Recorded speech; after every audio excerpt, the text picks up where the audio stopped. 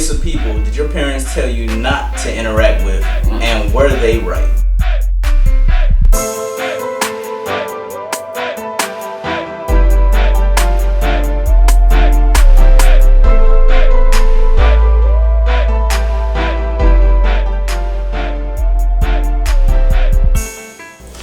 Welcome everybody to the Jab ATL. I'm your host Tevin, and here's my co-hosts B, Rio, and Spartak.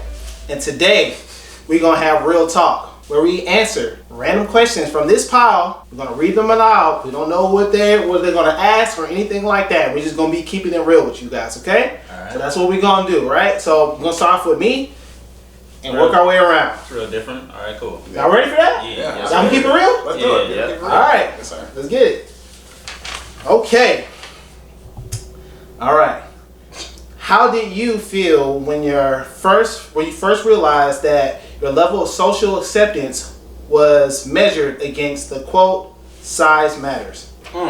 Oh, dang, that's happened. I never realized that. That's kind of real. I'm included in this question. It's happened to me. When all of a sudden in middle school, girls started talking about, oh yeah, his thing go all the way down to his knees. I'm like, what? Oh, damn. And then all of a sudden this guy's in high value, and I'm like, my knees, it's not going all the way down to my knees. I'm sorry, it's not. So now this guy is up here. Yeah. These girls are talking about this guy like he's up here, and now I'm not up here. And basically I'm like, I'm not up there because it doesn't go down to my knees. right. You know what I'm saying? Yeah. So that to me, I felt like it was like 12, 13. Damn. Yeah. Okay. Did you guys compare shoe sizes? Like when you were younger? I did hear a lot about that. Yeah. Yeah, these girls are like, what size shoe are you? Yeah, exactly. And off rip, I'm always answering 15. Why don't you tell them your real shoe size though? That is my real shoe size. Oh, it's Yeah. He keeping it real. No. I was always 10, 11. I'm 11s right now. But I'm telling them 15. I don't care. Yeah, my school it was like half your shoe size times 1.2 or something. Oh, Really? And that was your actual. They had They had a equation formula for it. Oh, wow. Girls would plug it into their phones and be like, oh, all right. girls just plug it into their phone. Yeah, they're like, oh, all right. See, that says stuff like, see, man, like, I feel like Shoe size, I was like, I definitely is like one of those moments where it's like you start checking your own worth and your own value based off of I guess the formula in his perspective, the knee comment in my perspective, and then his shoe size from his perspective. What about yours? So, see, the reason I didn't participate in those type of games, I guess you want to call it, is because one time, a friend, ex-friend of mine, Yes. right? We dealt with the same girl, right? And then she told me that his dick was bigger than mine. After that, damn. do you know what that did to me? That is You know what I'm talking about? That's so traumatizing. That ceased all the games. So I Yeah. just kept to myself. Yeah. And I recovered That's after 2 That's years. After After 2 years. I would ask, like, how much bigger would you I was scared to ask that. I was scared. I was just like, man, I wasn't even fully hard anyway, man. Yeah. You know what I'm saying? I went with that. But, so after that, you know what I'm saying? I just, just tell myself it don't matter. Deep down, I know it matters. Deep down, I know. But you know what? It shouldn't though. And you know what? The fact that it does is body shaming. I'm just gonna call it for what it is. that's some real It's stuff. body shaming. That's real. It is body shaming. All right. Body shaming. Stop the body shaming. You are hurting the youth out here. Absolutely. We don't condone body shaming. Right. Y'all hurt me. Okay. Yeah. So that's real. That's real though. But yeah, I think I don't think it should define your worth or anything like that. I mean, I think it matters to a degree, but I mean, I would assume if you're not packing, you can get better at other things. You know what I'm saying? Yeah. I don't know, to compensate, if you want to say that. Yeah. So It's the confidence behind yeah. it. I think it's literally the confidence behind it. If you're rocking like a 1-inch warrior and you got a lot of 1-inch confidence, warrior. I'm pretty sure a girl's not gonna be like, all right, like she's not gonna tell until like you whip it out and she's like, I guess that's what we're working with. Yeah. Hopefully she's understanding. If you're packing 10 inches or fucking going into feet and meters, like meters. like dude, you probably have crazy confidence already. Right. For sure. Yeah, Spartak's questions on you, man. All right. All right. What TV show taught you the biggest life lessons? Huh. Well, that's good. Fairly Odd Parents. That's me. Interesting. Really? Wow. Dude, like it was Yeah. Timmy Turner. Like I was a single child for a minute. I didn't have my brother yet, and then it was just like he's friends with like 2 imaginary like pixies. Yeah. He's by himself in a room while his parents are gone. Most of the time they were working or not in the house, and he had a babysitter. So like you got a lot of life lessons. Like he would make mistakes, and then the Fairly Odd Parents would like show him what to do, and then he would resolve those problems. Yeah, for sure. I thought that was a good one. That was a great They're show. basically the spirit guides. Yeah.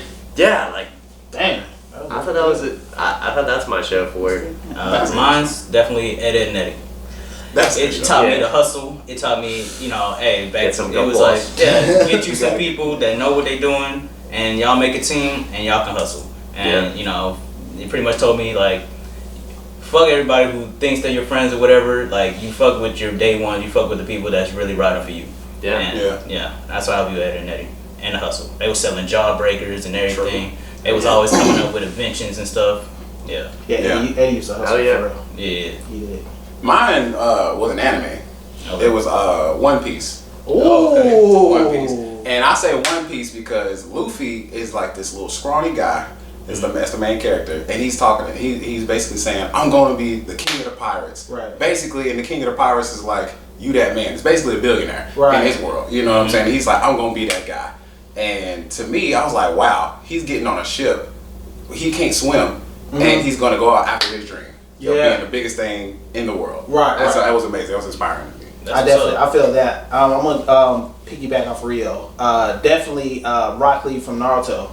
Yeah. So if you know who he is, Rock Lee, he works hard, like that man. really hard. Yeah. Like that's all he does. He doesn't have any special powers. All he got is hands, right? Yeah. So not having special powers in the ninja world is quite the challenge. So Yeah. all he does is just work physically as hard as he can, Yeah. pushes himself, I guess harder than anyone, you know what I mean? Mm-hmm. And for me, it definitely helped me out when I was in wrestling, you know what I'm saying? Because wrestling was just so like mentally just difficult in high school. And what kind of Yes. gave me some what gave me comfort was knowing that, you know what, while everyone is eating, I'm going out and run, take a 2-mile run, you know what I mean? Like I would just bank on it. I worked harder than, everyone else did. Yeah. Right, so and I got that from Rock Lee, so I think that's definitely something that I took from that show for sure. Yeah, For sure. Wrestling was one of the hardest things mentally and physically. Facts. I mean, dude, that show probably showed you like there's superheroes around you. Yeah. So like when I joined wrestling, I was like overweight yeah. and I didn't have good eating habits, and then I had to learn that my first year, Mhm. and that was like you see everyone else around you like Yeah. eating good, and they already have the habits and they already have the bodies, and then Yeah. when you're like an outsider, you gotta work 10 times as hard. Facts. Facts. So you're just like, dang, like I gotta learn all this stuff I remember- and eat right. I remember first joining a wrestling team, and then like you said, seeing all the guys. There was this dude on my team. He literally called Muscle. His Oh. name was everybody called him Muscle because he had his bicep was coming out like this. Yeah. When he lock up with you, he put his bicep in your Oh, eyes. yeah. Oh my God. Bro. And then like coming in as a newcomer and then having to adjust to all of that, running 5 miles and stuff like that. Yeah. That's intimidating. Like you Yeah. said. That's really intimidating. Mentally.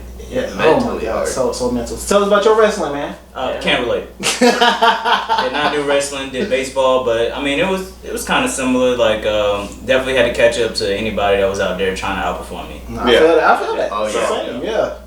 Yeah. And that was a good one. That was a good one. All right, go for Go it. ahead, Rio. All right. When approaching a woman, what factors do you find intimidating that would cause you to abort mission?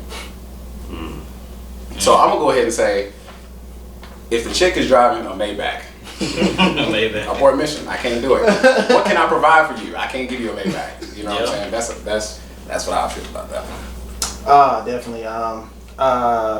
Be something materialistic for me. It's Mm, like yeah. something like not like high quality materialistic. It'd be like something like crazy expensive. Like it's like a guy wearing a Rolex compared to like a Citizen or a Seiko watch. Yeah. But it'd be like a girl having, I don't know, something just extremely expensive, like I don't know, Balenciagas. I don't know if they're like comfortable right, or yeah. whatnot, but like something that's crazy out of reach. Like maybe like instead of a Kate Spade purse, it's like a Louis Vuitton special edition purse. It's Right. a $10,000 purse. Facts. It would just kind of intimidate me, like, oh, you care a lot about that purse, or you have a lot of money. Maybe you don't really care about like me or Yeah, I see. I get what you're saying. you know what I mean? It's interesting because it's like I see what you're saying, it's yeah. like it sounds like it's a kind of like a need basis. Like if you have all these things, then what do you need from me? You know. Yeah. And I feel like it's like you can't provide. Yeah, I can't provide for something, which is interesting. It's like, you know, I guess as men we feel like we want to provide for our females. You know. Right. Spin on it. If she has like a whole bunch of piercings on her face and tattoos like from her neck down to her toes, intimidating to me. I'm aborting. I don't care how fine you look in that Nike fit. She got like 20 piercings on her face and she can barely blink. I'm aborting the mission. Interesting. Because I like to do the tying up and she looks like she'll tie me up. So, I feel that.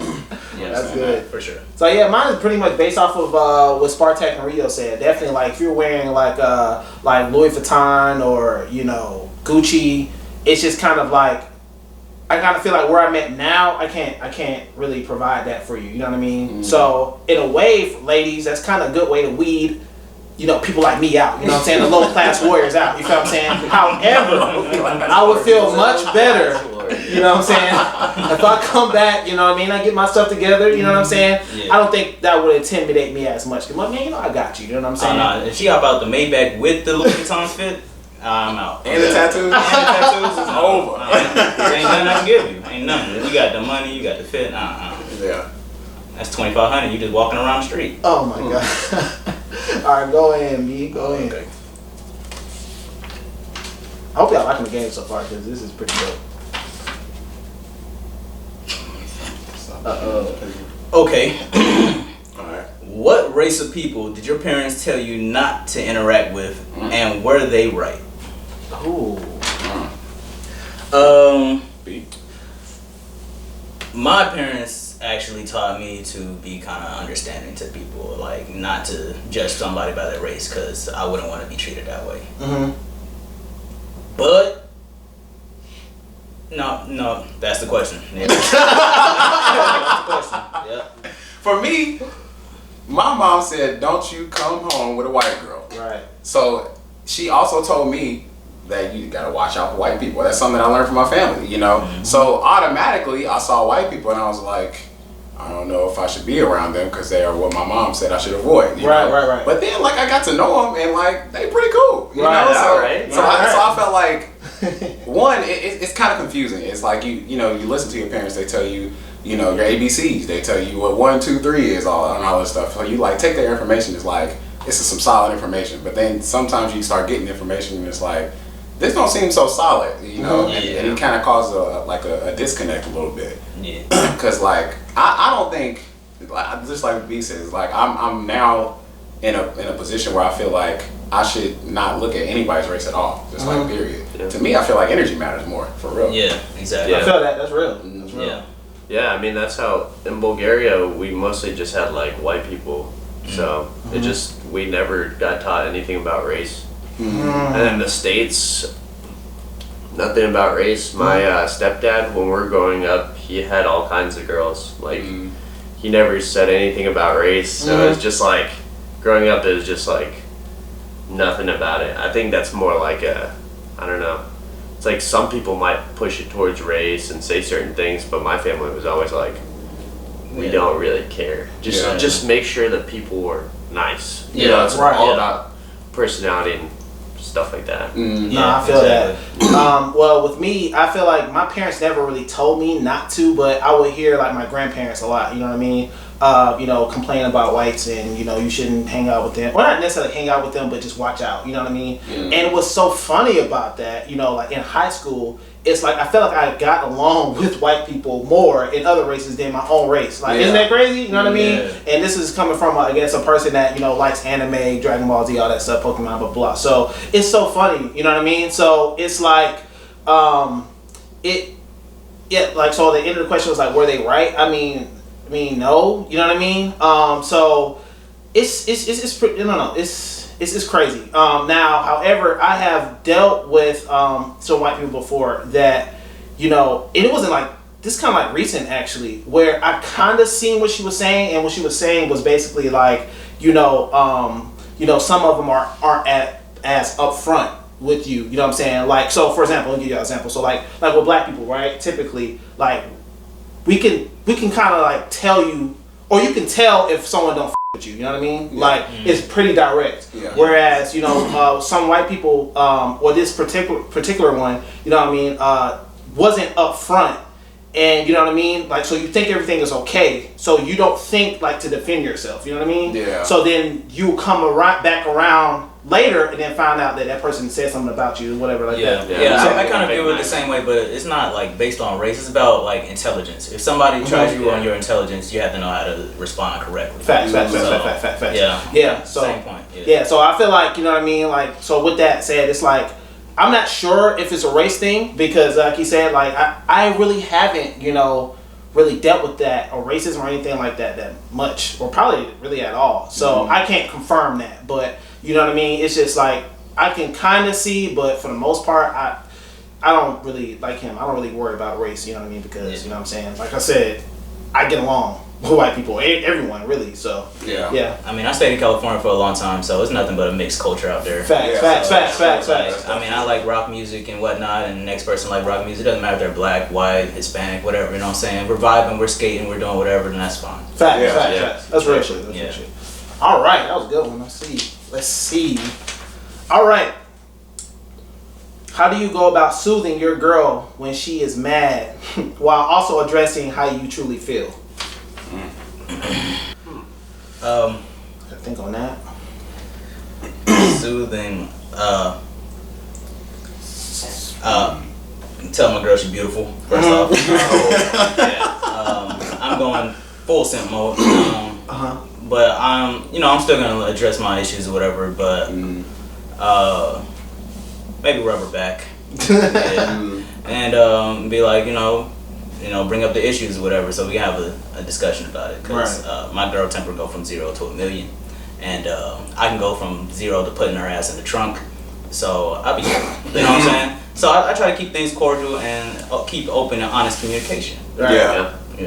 I feel like it's a good topic because like I don't feel like a lot of people are doing both. It's like you either soothe them and then you don't get to say what you feel, or you say what you feel and then they just like wilding out in the background. Right. You know what I'm saying? So like how are we like striking that balance? For me, I feel like I try to do the open honest thing that B was talking about, and just like I let her put all out what she has to say first, and then I let all out what I have to say, and then we just kind of like, okay, this is what's on the table. What are we gonna do about it?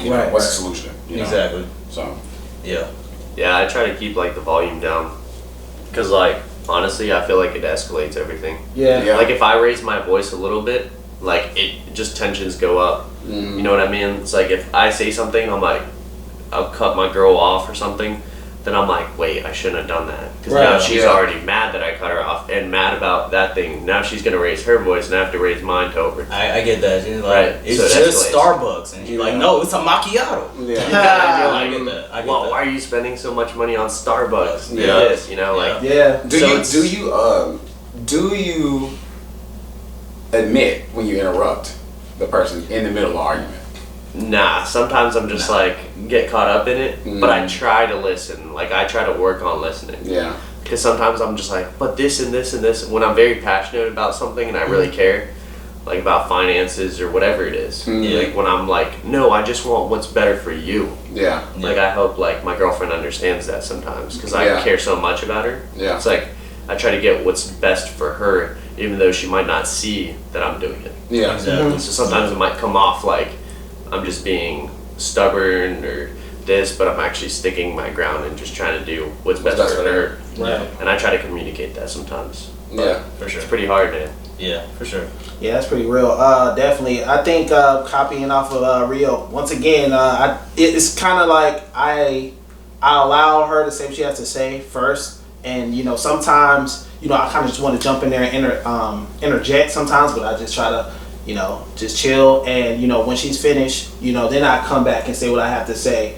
And, most 9 times out of 10, she doesn't have that patience that I have, so she'll, come in, interject on me or whatnot. But, I just try to, make sure she understands that I hear her point. Like, to me, that's so important. Like, even if you disagree with me, as long as, I'm saying, I feel like I'm heard and you understood what I said, that's the most important part. You know what I mean? If you disagree, that's fine. You know what I'm saying? So I try to give that courtesy to to her or anyone for that matter. You know what I mean? And after that, you know what I mean? Like I said, I'll go and say my point, and hey, you got that? You understand? Cool. You know what I mean? And we'll just go back and forth, and usually it'll probably resolve. If no one's interrupting each other or anything like that. So yeah, that's pretty much how I go about it. Yeah, it's definitely good to keep tensions low. Like, in the middle of a conversation like that. I agree. Like Spartak said, keep your voice low or whatever, and just try to get it. Try to get everybody to convey their points. Yeah. And understanding is the most important thing. Do you guys go to sleep on a bad note? Like if your girlfriend's like, I can't. Like if you just got done with the fight and it's like, do you try to make up or do you just go to sleep on it? I try to. I definitely try to. You know what I mean? Before you go to sleep. Yeah, I try to. Because it's like that tension. You know what I mean? Because you wake up and then you go deep right back in. Yeah, it's just like, bro. All right. Well, next question, guys. That was nice. What characteristics or traits do you pay attention to while dating that would make you feel comfortable to be in a relationship? All right. Characteristics that you pay attention to. Well, with the girl I'm currently dating, she's really nurturing and she's kind of like a builder, so I really like that about her.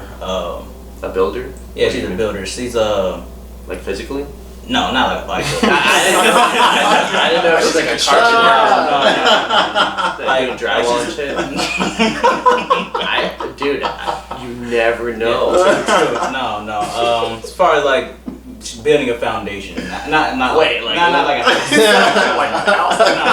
but like trying to build a family. Like she's actively trying to build a family, and she's actively trying to build her life and her career and whatnot. And That's awesome. I like that. She's got good goals. She has good goals, and she also has real wife-like tendencies. I feel like she cooks for me, she cleans for me, whatever. Nice. Folds my clothes and all that other stuff. Folds your clothes. Oh yeah, she's a keeper right now. And, yeah, I mean that's the things I've noticed. That's awesome. Yeah. So yeah, one trait that I look forward to, in my girlfriend is, I want them to really, I want her to look for more, just more in life, out of life. You know what I mean? So, for example, like me, I'm a type of person that, I want to be the best Tevin that I can be. You know what I mean? And I want to, conquer my goals, etc. Right? And I kind of want to look for that trait in my girlfriend. You know what I mean? And like for example, like at the headquarters, right? We have people that, hey, what you about to go do? Oh, we about to go drink and we about to go to the bar or whatever. You know what I'm saying? And that's cool, but it's like some people just look forward to that, like, every day, every other day. You know what I'm saying? Every weekend. It's like they don't really ask themselves like pivotal questions. You know what I'm saying? That'll help them just advance in life. You know what I mean? And that's something that's really important to me. You know what I'm saying? And I personally feel that. You know what I'm saying? Like you are who you hang out with. Like that's no joke. So you know what I mean? If you are a person, or we're all people that is, on this journey to better ourselves, like you need other people around you to kind of like, kind of keep you on track. And it's like a natural thing. You know what I'm saying? So I would definitely look for that trait. Like what do you want? You know what I'm saying? Where do you see yourself in the next 5 years? Like what I'm saying? What are you trying to be? You know what I mean? And I just believe that if we, keep asking ourselves like important questions like that, during a relationship, we kind of ensure that we both kind of like, both evolve, you know what I'm saying? Yeah. So that's really important. For sure. Yeah. There's a really good poem by Walt Whitman. It's called Oh Me Oh My, that refers to that really well. It talks about like ambition and stuff. And he would talk about like the eyes of the faithless and like the people, like he would go to like the train stations and how he could just see like how people have no ambition, no goals and stuff. It was a really good poem to like just reference off of. So when I look for like a girl that I'm looking forward to, the characteristics I look for is definitely ambition and goals. And then the next one's like personality. I love funny girls. Yeah. If a girl's funny, Yeah. like dude, it's so fun because it's like if we have the same humor, it's like time flies. Yeah. So that's really it. It's like be funny. Oh, intelligence. Yeah. I really enjoy an intelligent girl. Yeah. So intelligence, funny, and like, yeah, that's pretty much it. I'd have to piggyback off Spartak, and I would definitely say the intelligence is one of them. Funny is like, if she's hilarious, that's like a plus. The one thing that I probably look for the most though is if she's willing to change, because like as we keep going through life, we're always going to keep changing. You know, and if you any point you feel like you don't want to change, then it's like you're going to be stagnant. You know what I'm saying? You can't evolve. So it's like looking for change is like a huge one for me. Yeah. Cool. Well, we gotta wrap it up. This is part 1 of hosted by Tevin. This is Real Talk part 1. Tune in for part 2. Make sure y'all check out the links in the description, and you just get hooked. Bow.